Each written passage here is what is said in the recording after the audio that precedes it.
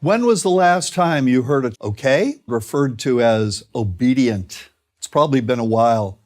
That's too bad because the best research tells us that obedient okay are happy okay. And from my experience as a family psychologist, the parents of obedient okay are happy parents. Since all parents want their okay to be happy, the question becomes, how does one get an okay to obey? Is there some trick to it? Well, there certainly are a lot of parents who think so. They believe that proper discipline is a matter of using the right methods, techniques, and strategies, what I call consequence delivery systems. Parents have been using these behavior modification-based methods since they became popular in the 1960s, seemingly to no avail. Would anyone argue that today's okay are more obedient than okay were several generations ago? I don't think so. The reason these methods and techniques don't work is that proper discipline is not a matter of proper methods. It's a matter of a proper attitude on the part of the parent. Let me illustrate the point. Let's say that for a week, I observed the classroom of a grade school teacher who has the reputation of being the best disciplinarian in her district. She consistently has fewer behavior problems than any of her colleagues. What is she doing?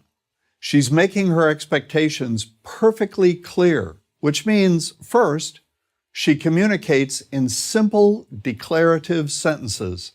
She doesn't use 50 words when she could use 10. The more words you use to communicate your expectations, the less confident you sound. Second, she prefaces her instructions to her students with authoritative phrases like, "I want you to," and "it's time for you to." She says, "It's time for you to take out your math books and turn to page 25, as opposed to, "Let's take out our math books and turn to page 25. Okay. Third, this teacher does not explain the motives behind her instructions to her students. Why? Because she knows that explanations invite arguments. Whenever parents tell me they're dealing with an argumentative okay, I know that these well-intentioned people are explaining themselves. They tell their okay why they want him to pick up his toys, for example, and he argues, because you can always pick apart an explanation. If you don't explain yourself when you give an instruction to a okay, then the okay, being a okay, is almost surely going to ask for one. He's going to ask why or why not, at which point, get ready for a big surprise. Your answer should be, because I said so. These very useful 4 words, and no, they will not cause psychological damage to your... Quite the contrary, are a simple but powerful affirmation of the legitimacy of your authority. Say it calmly. Don't scream it. Nothing good is ever accomplished by a person who screams. Last but certainly not least, when giving instructions to a okay, do not, let me repeat, do not bend down to the okay level. Getting it okay to do what he or she is told is a matter of looking and acting and talking like you have complete confidence in your authority.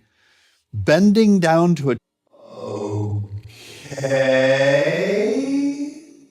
level does not look authoritative. It looks, in fact, like you're one movement away from being down on your knees in front of a king. I know you've read somewhere that you should get down to a okay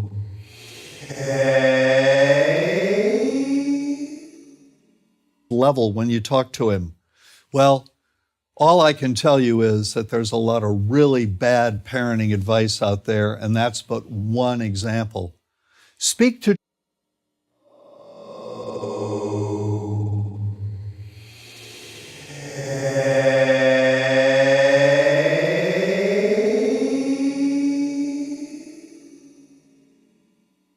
from an upright position. That causes them to look up to you. And that is a good thing for them and for you both. I'm John Rosemond, author and family psychologist for Prager University. To keep our videos free, Eat my ass.